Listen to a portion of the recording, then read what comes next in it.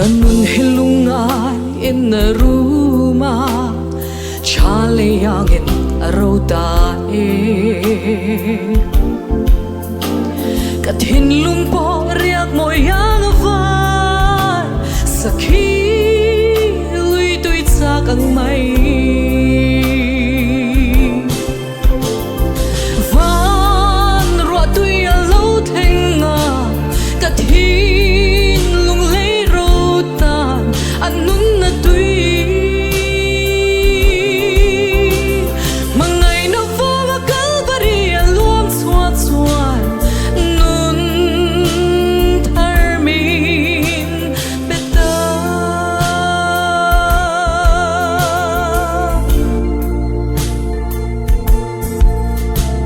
katlan shin khovel tui zong aim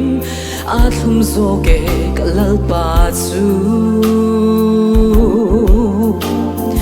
kalvarit lam tui nung lui luang chuan mi sual bo no min sandam ta van ro tui lo thenga kathin lung le ro tan anun na tui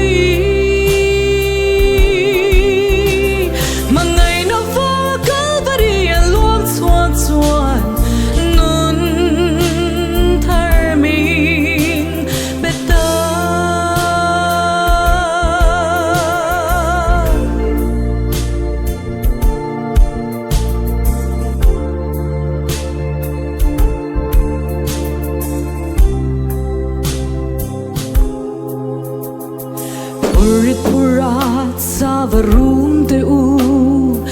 iswan crossa lento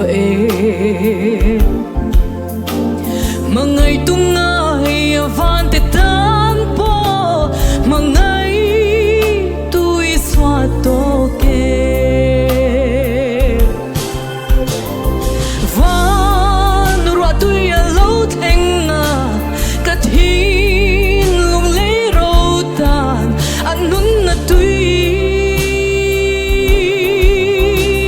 mangai na va kalvari luang swan swan nun tharmin van ro tu ya lo thenga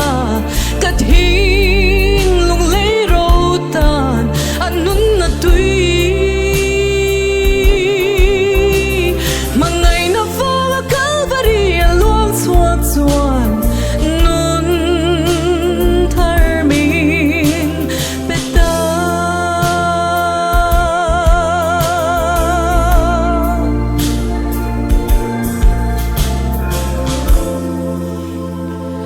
fakla nal pan man som ro se